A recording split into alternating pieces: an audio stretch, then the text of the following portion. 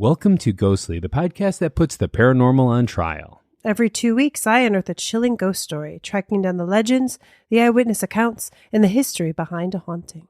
And I, your friendly neighborhood skeptic, get to tag along to poke holes in her theories. My job is to find the logical explanation, the creaky floorboards behind the ghostly footsteps. In the end, it's not up to us. It's up to you, our listener, to weigh the evidence. You get to decide, is it genuine haunting? Or is it all entirely senseless talk? But before we summon the spirits today, make sure to hit that subscribe or follow button wherever you listen. It's the best way to make sure that you never miss a new spooky tale. As always, we're your hosts. I'm Pat. And I'm Rebecca. Now let's turn the lights down and see what's waiting for us in the shadows. Ooh. Is Fort Warren in Boston haunted?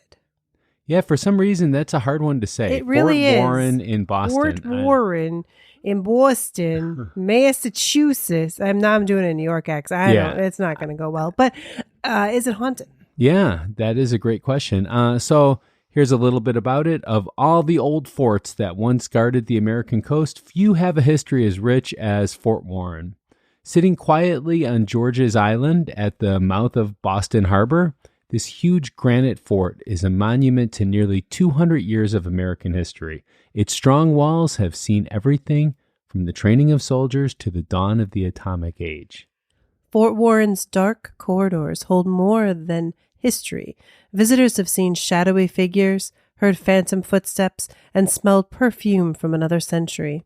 But its most famous spirit is the Lady in Black, forever searching for her lost husband. Ooh. So last time we decided to mess with the format a little bit, and we're still having that experiment. So Rebecca, do you have a ghost story for us at this particular moment? I do. All right. I do. It's called Lantern in the Dark. Ooh.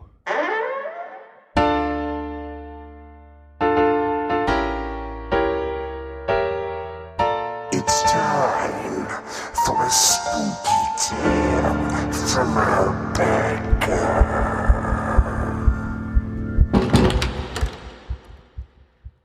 I had been warned about Fort Warren. The ferry captain smirked when I said I wanted to stay until the last boat back. And one of the park rangers told me, half joking, I think, to avoid the corridor of dungeons after sunset. I thought they were just trying to spook the tourists. I've always been a skeptic. Or at least, I was. The fort was nearly empty by late afternoon. The wind off Boston Harbor cut through my jacket, and the light in the tunnels had gone from dim to downright shadowy. I wandered deeper, following the echo of my own footsteps until I found the long, low passage they call the corridor of dungeons. That's when I smelled it. Faint, sweet-like perfume from another century. I froze because there was no one else down there with me, at least no one I could see. From the darkness ahead, I heard the soft scrape of shoes on stone, slow, deliberate. I stepped forward and my flashlight flickered, just for a second, and that's when I saw her. She stood maybe 20 feet away, her figure draped in a long black robe that swayed in the draft. In her hand, a lantern's dim flame lit her pale face. She didn't speak, but I could see her lips move, like she was whispering a name over and over. I wanted to run, but my legs wouldn't move. She started towards me, and with every step, the air grew heavier, colder. The shadows around her seemed to stretch towards me, pulling at my breath. I backed up, heart hammering, until my heel hit the uneven step of the stairway. Then she was right there, close enough I could see the sorrow in her eyes, close enough to touch me. The lantern's light flared, blinding me for a moment, and when I blinked, she was gone. I didn't wait to see if she'd come back. I stumbled up the stairs and into the open air, my pulse pounding behind my ears. Behind me in the dark corridor, the sound of footsteps echoed once more, and then stopped all at once. I caught the last ferry off George's Island. The ranger at the dock raised an eyebrow when he saw my face. See her, did ya? He asked. I didn't answer, but I couldn't shake the feeling that if I stayed one moment longer, the lady in black might have found the name she'd been whispering and taken me with her into the dark. Wow. All right. So how much of that is based on any factual claims or whatever? Well, people do see the lady in black. Oh, lady in black. And they do smell the perfume, but this particular version of seeing her is a fictional story. All right. Just in case anybody needs to confirm with us. Yes. So last time we went right into the Pat Facts. So I feel we should just go ahead and do that. Yeah, let's do it. So here are the Pat Facts. Pat Facts. Pat's Facts. From a skeptic point of view. Pat's Facts. He presents it all to you. Pat's Facts. Facts. The story of Fort Warren starts after the War of 1812. That war showed that America's East Coast cities were easy targets for enemy navies. We just talked about the War of 1812. We I didn't did, realize it was that much of a connection to this. A lot of the forts here are, Yeah. So if you guys haven't listened, we just did an episode for 4th of July on the White House. Yeah. And the ghost from 1812 there. So there you go. Yeah. So to fix this, the U.S. government planned a new system of powerful coastal forts. Boston, being a major city and port, was a top priority. That's also why we have forts all over. I know in the Midwest we have a lot. I think there's some on the West Coast as well, but they're not used anymore because we trust our Navy now, I guess. I guess, yeah. George's Island was the perfect spot. It's a 39-acre island located right in the main shipping channel, giving any fort there a clear shot at approaching ships. Construction began in 1833. The man in charge was Colonel Sylvanus Thayer, a famous engineer known for his work at West Point Military Academy. I don't know if anyone's heard of that before. The fort was designed in the shape of a 5-pointed star, which allowed soldiers to fire on attackers from multiple angles, leaving no blind spots. It sounds like the Pentagon. Yeah. Yeah, or a pentagram too. Ooh, so that nice. Nice. There it is. All right, listeners, let's remember that one. Building the fort was a massive job. Huge granite blocks were cut from quarries in Massachusetts and carried to the island on boats. Probably not carried in somebody's hand. They were probably put on the boat. Yeah. Skilled workers, many of them Irish immigrants, as they were during the time, carefully shaped and placed each stone. The work took almost 20 years. Jeez, I guess we were lucky no one attacked during those 20 years. In 1847, the Army officially named the fort after Dr. Joseph Warren, a hero who died at the Battle of Bunker Hill during the Revolutionary War.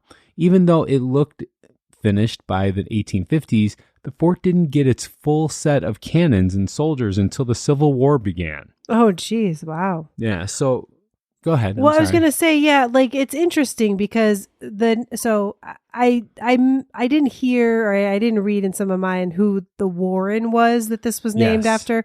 But it was funny in my research, it kept also coming up with the Warrens. Oh, yeah. The Warrens. The Warrens that we've talked about a lot. So I'm glad to hear that it was not named after. No. Why would it be named after them? Or any of the others. So, there's no connection to Annabelle or, anything like that. Aw. So Fort Warren played its important part during the American Civil War. Though it never had to fire its cannons in battle, good thing because it didn't get them until then. Yeah. It became a key location for the Union Army. At first, it was a training camp for new soldiers, but soon, however, it became a high-security prison. Oh, interesting. Yeah, its most famous prisoners arrived in November of 1861. 2 Confederate diplomats, James Mason and John Slidell. They were on their way to Europe to ask for support for the Confederacy. The U.S. Navy captured them by stopping their British ship, the RMS Trent. This event, known as the Trent Affair, almost caused Great Britain to join the war on the side of the South. Wow. Yeah. Mason and Slidell, I love Slidell, that's such a cool name, were held at Fort Warren for a few tense weeks before they were released to avoid a war with Britain. Wow.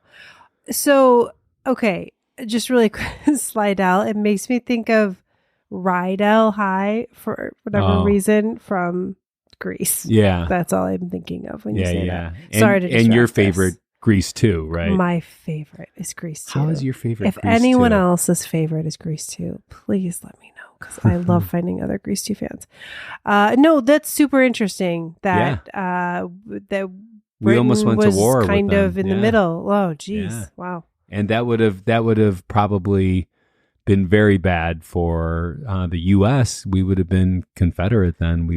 They would have taken over probably. Yeah, probably. Yeah, who knows? But then what would they have to pay the British then to do that? Well, that's what I'm saying. Would we have ended up being British again? Maybe. I Oh, don't know. my Lord. So over the course of the war, Fort Warren held thousands of Confederate soldiers, political prisoners, and Union soldiers who had broken military law. Its most famous inmates include Confederate Vice President Alexander H. Stephens and Postmaster General John H. Reagan. For a military prison, Fort Warren had a good reputation. The conditions were much better than at infamous prisons like Andersonville. Stephens even called it the quietest prison in the country. Prisoners were treated humanely with decent food and living quarters. The fort is also home to one of New England's most famous ghost stories, as Rebecca said, the legend of the Lady in Black. The story tells of Melanie Lanier, okay, the wife of a Confederate officer held at the fort. She supposedly snuck onto the island dressed as a man to help her husband escape, but the plan failed. Her husband was killed and she was captured, sentenced to death. She was hanged in a black dress that she had made. I'm assuming that's the reason why she's the woman in black. And people say her ghost still wanders the dark halls of the fort. Yeah. Okay, so I don't usually put those into these sections, but It's fact. It's history, folks. It was in the No. history section. no, not Check, necessarily. check, check. So after the Civil War, military technology changed quickly, and Fort Warren had to keep up. In the 1890s, the Army began a major upgrade, building new concrete gun emplacements to hold powerful modern cannons. Ooh. Not like those old cannons. Those old cannons. Yeah. These new guns were designed to sink the steel warships that were now being built. Ah, sure. The fort was an active part of Boston's defense during the Spanish-American War, World War I, and World War II. Wow. In the World Wars, its main job was to control the underwater minefields and anti-submarine nets that protected the harbor from enemy ships and submarines. Oh, interesting. But by the end of World War II, giant coastal forts like Fort Warren were no longer useful. And like the forts over here, they just kind of stopped being used. But we actually tear our stuff down here in Chicago. You know? Yeah, true. The invention of airplanes and atomic bombs meant that wars would be fought very differently. The U.S. Army officially closed the fort in 1947. In 1958, the government gave the fort and George's Island to the state of Massachusetts to be used as a park. Oh, okay. So in 1970, Fort Warren was named a National Historic Landmark because of its importance to the American history. Today, it is a main attraction of the Boston Harbor Islands National and State Park. Visitors can take a seasonal ferry from Boston to explore the island. You're free to walk through the fort's massive stone archway, look into its dark rooms where soldiers lived, and see the giant concrete batteries from later years.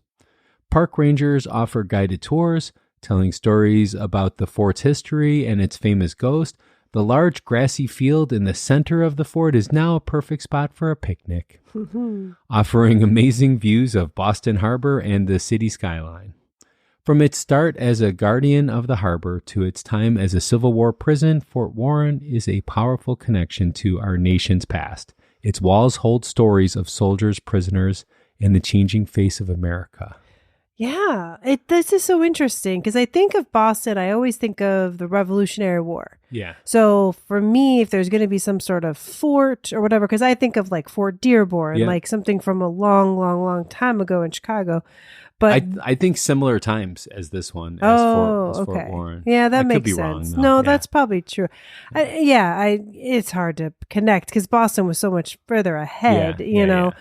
But yeah, just anyways, but that this was so much later than that. Yeah. But still, you know, history. And it's an interesting thing to think about. That was kind of after the Battle of 1812. That was really when we started to think as a country, not just like a series of states. Well, yeah. And like we got to protect these borders, Yeah. you know, as a country. But I mean, nowadays we always think of it as like here, people don't come here to start war. We go there to start the wars, you know, or Right. to be at war with them. Yeah. So you know, We got I don't know if it's a great thing that we don't submarines. have a Fort Warren Yeah. anymore, but it is what it is. So Yeah. I figure, yeah, we got submarines and other ships and stuff Yeah. and like planes and all that. are you going to so- say another word there? No. Oh, okay, good. All right, we're going to take a short break, and when we return, we're going to get to Rebecca's evidence, I think. Yeah.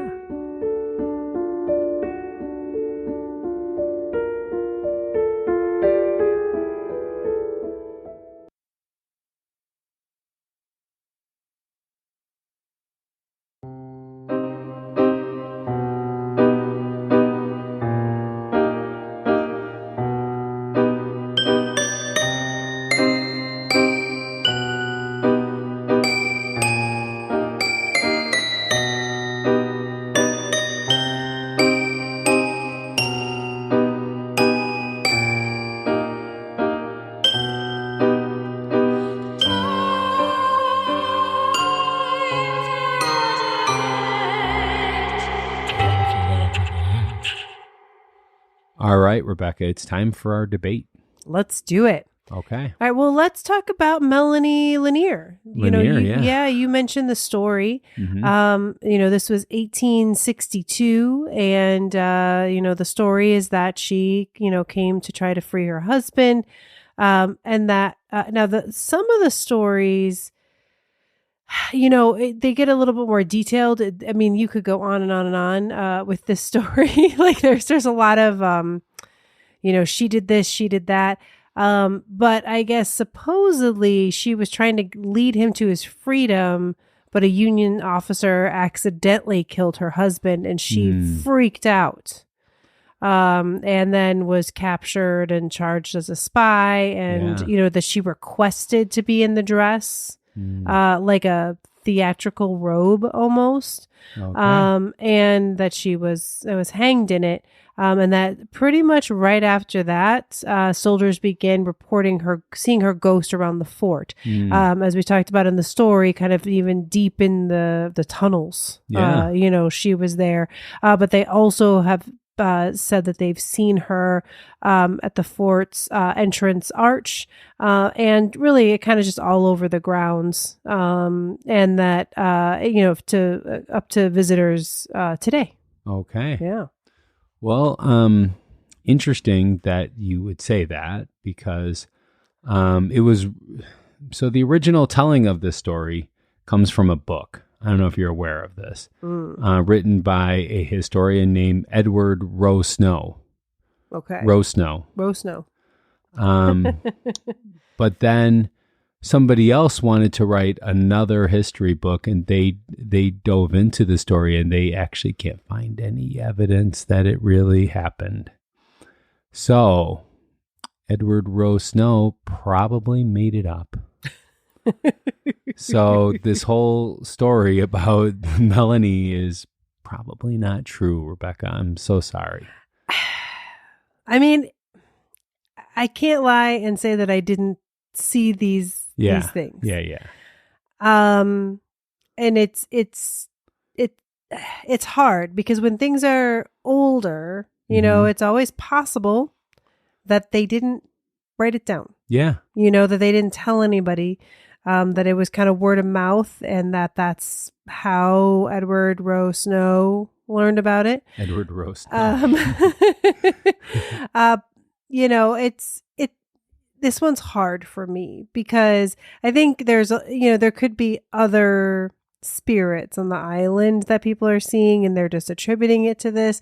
But I will say it's almost a little bit like a tulpa, where so many people have talked about this ghost and seen her. So you're saying that they're manifesting. They are manifesting. Even if it's not really this person, they're manifesting her. Because the energy. Because the That's energy. what you're saying. That's what I'm saying. All right. Well, there is no proof of that, though, per se. There's no pictures. There's no videos. There's no good photos. Yeah. Yeah, that I could Are there find. bad ones? I mean, yes, but they're so bad I didn't even want to share them. Well, I mean, you know, unfortunately, I'm going to go 0 on this one because it's pretty much debunked at this point. Well, I mean, just because they couldn't find any primary sources about a woman caught as a spy doesn't necessarily mean that a woman didn't die on the property. But I'm going to give it a 5. Yeah. Because I feel like, this one, there's people that tell the stories, but there's not a lot of evidence about this particular woman. Or they just take something natural and assume it's a woman in black. Maybe they see a raccoon or something like that. I and they don't think it is. anyone sees a raccoon and thinks it's a woman. See, you're trying to make these logical arguments about it when you're basing something on no logic at all of some guy making it up for his book. I just don't think anyone. Okay. All right. Okay. Now, there is a specific story, though, from a Union Sentinel Yes. who swore that the Okay. lady in black chased him across the fort. Sounds like something a raccoon would do. Terrified, he abandoned his post, which was a serious offense that landed him in trouble with his commanding officers. And he told them that a dark cloaked figure had appeared from nowhere, closing in on him until he could almost feel her breath on his neck. He wasn't the only one. Other guards were court-martialed for firing on her phantom form, claiming she moved like no living person could.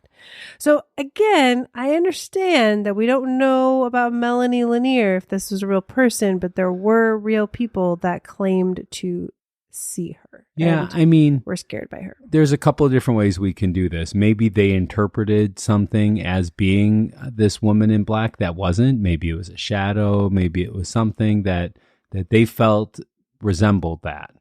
Or maybe they have heard the story and they wanted to sneak off their post anyways. And they're like, oh, well, it was because of the woman in black. And they thought maybe that they would get away with it, even though they were still court-martialed. And the people shooting rounds, well, that's just good fun. You know, they like to shoot rounds and blame it on whatever. So I'm going to go 0 on this one too. All right. Well, you know, it was interesting. This one reminds me of, I think we did an episode about a fort or something like it in South Africa. Okay. And there was another thing where there was like a ghost kind of stalking the soldiers there, so it seems like it's a thing that happens. I don't know. Okay. Again, it seems pretty specific. I mean, these people were court-martialed. You know what I mean? Like, that's not a nothing thing. So you would feel like I don't know, like you'd really wouldn't want to say something like this unless it really freaked out and it happened. So I'm going to give this one a 7. Yeah. Okay. Well, I'm still going 0. Okay. All right. And our next piece is that there were strange, impossible footprints. Impossible footprints that were found in Fort Warren's snow-covered courtyards. Soldiers, it sounds like you can't go there now during the winter. You talked about seasonal boats. You know, I'm guessing they don't take people there in the winter anymore. But this was back in the day when there were soldiers. They once discovered a set of 5 prints that began suddenly in the middle of an open expanse. No tracks leading to them and none leading away. They stood in perfect detail as if someone had stepped down from the air and then vanished into it. some say these belong to the Lady in Black, but others think they come from some other ghost, somebody else who died at the fort. Yeah, but that wouldn't be a ghost. That would be a zombie then. A zombie. We're talking zombies. Zombies don't disappear, though. They don't float into the air. Ghosts don't leave footprints. I don't know that ghosts don't leave footprints. Ask them. Ask them if they leave footprints. Well, all right. We'll need to get Neil here with his thing, and then we can ask him. So what I'm thinking is it was probably some other soldier's footprints in the snow. That's the most logical explanation, and they didn't want to say anything, or they were trying to spook them, or maybe they had to pee really bad, and they went out in the snow to make an ice cone. But there were no footprints leading to that spot or away from that spot, and they would have seen the pee. Yeah, they might have, but maybe it wasn't pee. Maybe it was whatever it was. They would have seen it in the snow. They might have dug a hole. I don't know. Pat is going. I'm deep, digging a guys. hole here. Yeah, I don't know where we're going. Which you should go deep if you need to dig a hole and you're out there. So just for the record. But no, I mean, there's nothing saying what it is. So there's no proof that it is a Lady in Black. There's no proof that it is some other ghost. It's just somebody's opinion. And my opinion is it's not. So I'm going to go 0. If Nick Mataragas is listening to this episode right now, he is dying at Pat with his bodily fluids right now. Why? Because Nick doesn't have bodily fluids? No, I just know he would just find that very funny from me. All right. Okay, so for me, it's weird. I don't necessarily know that this is Lady in Black. This seems like some other kind of spirity thing. I mean, I don't know. It seems very weird. Yeah, I'm gonna give it a 6.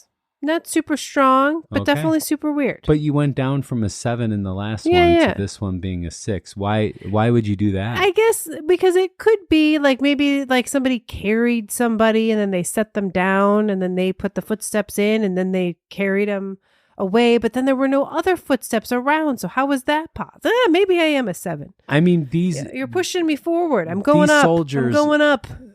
These soldiers are trained in these kind of things too. How not to leave footprints too. So, by the way, maybe they're like Harry Potter. Also, too, it's not saying that snow covered the complete ground either.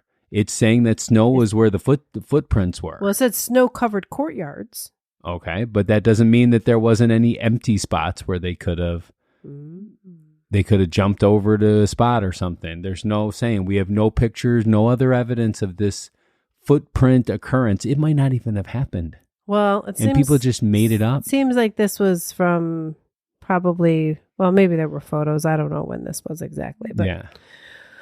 All right, let's move on. Okay. Here's another story from the soldiers. Okay. We're going slow there. Huh? All right. We're during a poker game. I got to set it up. During a poker game at the fort, soldiers watched in stunned silence as a heavy stone, and I don't know how big this stone was, but a heavy stone rolled across the room without anyone touching it. The movement was slow and deliberate, like it was pushed by somebody. No one could explain it. Again, some people think it was Melanie, some people think it was other spirits, but whatever it was, a stone moved on its own in front of a bunch of soldiers while they were playing poker. Well, unfortunately, this gives me nothing to go on either. So, because I don't know if it's sloped at all. I don't know if it's perfectly level. I don't know how big the stone was. I don't know why there was a stone in where they were playing poker. There's a lot of things I don't know about this particular story. The story seems like it could be a million different things. So I'm going to have to go 1 on this one. Ooh, okay. Yeah, I'm going to give this one an 8. It's weird. I mean, it doesn't mean that it's a ghost. Doesn't mean it's supernatural. There could be a perfectly normal explanation if the story was presented right. Interesting. Yeah. So your trickery is working, Rebecca. You got a 1 out of me. All right. So now we also have some other sightings of spirits that are more linked to the Civil War. Okay. So people see figures in Civil War uniforms, kind of going between the trees and in the walls. they say that they've seen him on camera. I couldn't find any photos, so I'm not going to say that. But, supposedly they hear the Civil War song, John Brown's Body, being played. And that, really just kind of all over the island, you see Union or even Confederate soldiers. All right. So this one again, there's no real evidence here, just what supposedly people say. And we don't have a number of how many people are saying this too. So, and I don't have any names attributed to them. This evidence seems like it could just be an old wives' tale. Seems like it could be a million things. So again, there isn't enough to go on where I can debate anything with this. So I'm going to have to go 1 on this one then. But if we were there, I think we would have a much different debate then, because I would almost be willing to say that there are things there that would make you feel that way. Well, it is very shadowy. Yeah. It is a very shadowy place. And the way, depending on how the sun hits it, they say. So I'm sure because there's these tunnels and things like that, it's definitely a creepy feel. Yeah. Well, and also too, they know the history of the place. So it's like, that's always something like interesting to me. Even people that claim to be skeptics, when they're in a place like the Bell Witch cave or something like that, they sometimes get weird about stuff, Let's not bring up the Bell Witch. Oh, I'll bring her up as much as I want. Go back and listen to that episode if you haven't. That's from a lot of years ago. Yeah. So I'm going to have to go 1 on this one again, unfortunately, just because it lacks any kind of context where I can come up with a debate on it, so there would need to be more about this story for me to be able to tell you more. Yeah, I'm going to give it a 5 just because I couldn't find any of these photos or, a video of the song playing or anything like that. I think it's possible, but, we also, I'm sure people did die on the island of the soldiers, but it wasn't they were captured, some of the Confederate soldiers, but it wasn't a battlefield. Yeah. So I'm not sure. Yeah. Well, speaking of battlefields, that brings us to the overall rating time. What is your overall rating? I must wait. No. We don't have the rights to that. So. My overall rating. Okay. So I had some 8s and some 7s, but I also had some 5s. So I'm gonna go 6. All right. I'm gonna have to go 1 because I gave 2 1s and 3 0s. So. Okay. I'm going to have to do that. And anyways, that brings us to the closing arguments. This is our last chance to convince you to vote our way. We are each given 1 minute of uninterrupted time. We will time each other on the Ghostly Studio timer to keep Rebecca honest about stuff. Whoa. And Rebecca, you feeling good? I'm ready. Are you ready for this? Let's do it. Okay, let's do it. All right. So is Fort Warren haunted? I think it is. I think there's definitely proof enough. The stories have been around enough. The soldiers have had a lot of stories over the years. Now, it could be that one guy came up with the specific story about a woman to help explain this woman that people keep seeing, or this black cloaked figure. Maybe we should just say that. Who knows? Maybe that figure is not Melanie, but that doesn't mean that there's not the figure, because again, there's just a lot of stories of freaky things happening. And I'm sorry, the footprints and the stone especially, I find very disturbing. And I think people feel it when they go visit this island. All right. Oh, you were almost out of time. I almost made it. You almost made it? I made it. You made it. I almost didn't make it. There we go. All right. It's my time and I am ready. Okay. Let's go. So for a skeptic to believe something like this, I am skeptical about ghosts. I am not skeptical in my life. So I mean, I do try to put a little skepticism in everything that I do just to keep myself on my toes. But in this particular case, we would need one of two things, either some hard physical evidence where it would be non-negotiable, or we would need to be able to recreate these occurrences at any given time. Like whenever the dinner bell rings, someone runs into the room for dinner. We would have to be able to ring the dinner bell then to see the person come into the room. That would be proof that ghosts exist.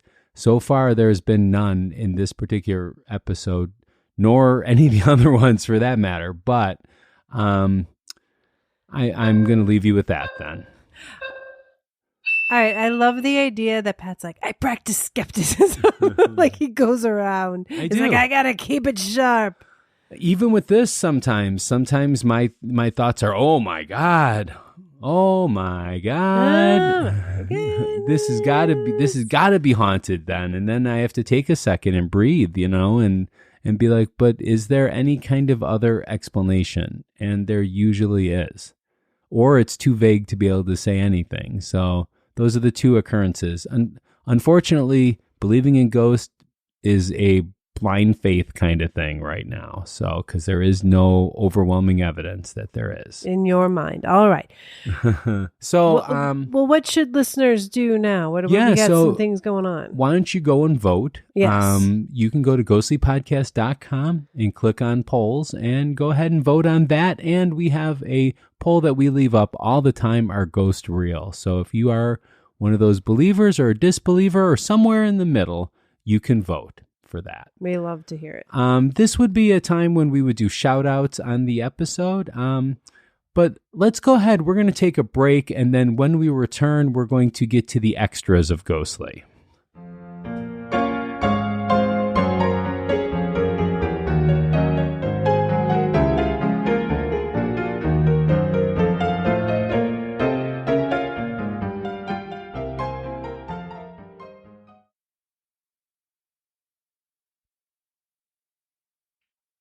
All right. Thank everyone for listening to our sponsors. They keep us kind of on float here. They keep us Absolutely. doing this. It means a lot that you're listening and that you stick around for the fun stuff here at the end. Yeah. We have a lot of good things happening. So you can get a shout out on Ghostly. There's actually 3 different ways now.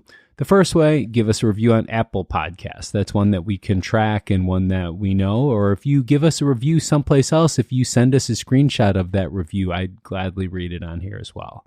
The second way is to become a member on Patreon, any of the levels. You could even do free trials now for some of the Patreons. So you can get to some of those bonus episodes that we have. We have about 30 something. Absolutely. It's super fun. But the other way is if you've been to one of these locations, like you've been to Fort Warren, or you went to the White House and you saw something from 1812 and you want us to read the comment, go ahead and just send it in to us and we would be happy to read that and let us know that it's for that particular episode. Unfortunately, we don't have any shout outs this episode. But I know that you have a listener mail, and the way you can get a listener mail to us, which is essentially another shout out, is you could email us at info@ghostlypodcast.com, use the contact form on ghostlypodcast.com, or DM us. One of our favorite ways, though, is always to receive stuff in the actual mail, which we go check probably once every other month or so, which Yes. we should check more often. I was just going to say, that'll be on my list. So that would be at P.O. Box number 264, Geneva, Illinois, 60134. All that information is found at the footer of our website. So go to ghostlypodcast.com and scroll to the bottom to get that address. All right. So we are still continuing with Abigail. We've got Abigail's letter. Yeah. And we got 2 this week and I think 1 more after this. Okay. All right. So she has 1 more family story, but we're going to save that for next week. So here's some of her stories. Okay. A few summers ago, my sister and I were staying at my grandmother's house without my parents or brother. Ooh. My sister slept in the basement bedroom. She says, I have a fear of basements because of ghosts for the longest time. 2, I was just starting to get over it. So sleeping in a basement was a big no-no. I think sleeping in a basement would still be a big no-no for me. I used to sleep in a basement. Oh my goodness. All right. Yeah. So she was in the upstairs bedroom. At night, the door to the closet, another big problem for me, was open. And in that closet were the pictures of some of my long dead relatives. I stared into their eyes, their cold, dead eyes, and I couldn't sleep. I'm not sure at all how I managed to get through the time we were there. The next summer, I went over for a similar trip and I couldn't even enter the room. Whoa. I was so scared of it. My grandmother and I moved the bed from that room into her room, and that's where I slept that trip. Then the next year, I was fine again. Wow. And then she asks, any explanations? Oh, no, I don't really have any. But one thing I did want to comment on is when you look at a picture of somebody that's passed, it's really interesting. Our mind knows, these people have passed, or the probability of them passing is there. And then it makes them look different in the picture a little bit. If you've ever noticed it, like silhouettes them differently. I don't know. It makes like our mind does this kind of thing to us. And it's very interesting that it does. I get that all the time when I look at, pictures of my parents or something like that. So, yeah. I mean, I think it is a little weird that you had a year where you were like a little creeped out, but okay. And then the next year was like, that's pretty extreme to say that you couldn't even go in the room. Yeah. And you had to have a bed moved. And then the next year you were totally fine. Now, some of that is getting older. Yeah. But it could be too that maybe you had some things that were going on in your life right before that second visit that just kind of transferred in there and just made you a little more fearful. Sure. Or, sometimes we get these ideas in our head and they won't leave. Yeah. Like if you start thinking there's a bug on you, you're gonna scratch your arm or whatever. It's like those kind of things. You're kind of forcing yourself into it by looking at the pictures of the dead relatives and then trying to go to sleep, Yeah. No, it definitely sounds creepy though. Yeah. All right. Thank you, Abigail. Thank you, Abigail. All right, we've got to talk about our polls from the last episode. Oh, do we though? We do. We do. All these people went and voted. We gotta get those polls results out there. All right. So our last episode, we talked about the William Kehoe House. Yes, we did. And our response was yes, 42%, Ooh. and no, 58%. Wow, interesting. Yeah. All right. Well, the overall rating was 3.8. They could vote just like we can, except they can't do zeros. So it's 1 through 10. So that was probably, closer to like a 2 something then. So if you think of it in terms of our debates. Yeah, sure. Right. All right. So don't let your friends miss out on the chills. Share Ghostly with them and help us grow this community of paranormal enthusiasts. Your support means everything to us, as your listen does as well. I want to give a shout out to our VIP producers who make this all possible. We have Andrew, Alicia, Becky, Cindy, Kevin, Jessica, Alice, Aaron, and Hope. And subscribe to Ghostly now and get ready for more spine-tingling encounters with the unknown. What do we have for the next episode, Rebecca? So we're going to be talking about a ghost town. We haven't been to a ghost town in a while. It's a ghost town that has ghosts, and it's Bodie, California. Wow. And it comes out on August 27th. Yes. I do want to say one more thing, though, is if you are in the Chicagoland area and you're listening to this before Saturday the 16th, we will be at Fan Expo doing 2 panels, not just 1, but 2 panels on the 16th. 2 for the price of 1 on Saturday the 16th. We're going to be on the Crater stage. So that's right on the main floor. And we're going to be talking about haunted cemeteries and ghost children, which is really freaky. And then we're going to be talking about, we're going to take a little deeper dive into the Demon House of Gary, Indiana, which we've done an episode on, but we're gonna have Vox and Bob. And we haven't talked to Bob about this yet. So 2 3-letter named people, Vox and Bob, and Pat. Oh, and man. Reb. Red. That's Reb. Okay. Until next time, stay ghostly. Bye.